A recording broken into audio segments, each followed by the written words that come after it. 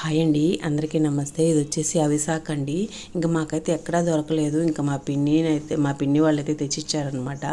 ఇంక వాళ్ళకు కూడా కొంచెమే దొరికింది. ఇంక అదైతే తెచ్చిచ్చారు. ఇంక రోజు పూస్తున్నాం. చిన్నుకైతే చెంపలమ్మ అయితే వచ్చింది కదా, ఇంక దానికోసం వాళ్ళ నాన్నమ్మ అయితే ఇట్లా 3 పూటలు అయితే అవిశాఖ అయితే ఎక్కువ దొరికేది కదా, అందుకని ఒక పూట అవిశాఖ పూసి ఇంకా మధ్యాహ్నం సాయంత్రం వచ్చి గంధంతో పూస్తున్నారనమాట. అలా పూస్తే చల్లదనము, అలాగా వాపులు అవన్నీ అవిశాఖ అయితే బాగా పీల్చేసిద్దంట. ఇంకా తర్వాత వచ్చి ఇంకా అమ్మవారు కదా, పసుపు కుంకుమ బొట్లు అయితే పెట్టేసేసి ఇంకా తర్వాత సాంబ్రాన్ని కూడా చూపిస్తే అమ్మవారికి మంచిదని చెప్పి ఇంకా రోజు అత్తయ్య అయితే ఇంక ఇలా చేస్తున్నారు చిన్నోడికి. ఇంకా వాళ్ళ నాన్నమ్మ సాంబ్రాన్ని చూపించిందని బుడ్డోడు కూడా వాళ్ళ నాన్నమ్మకి అయితే సాంబ్రాన్ని చూపిస్తున్నాడు.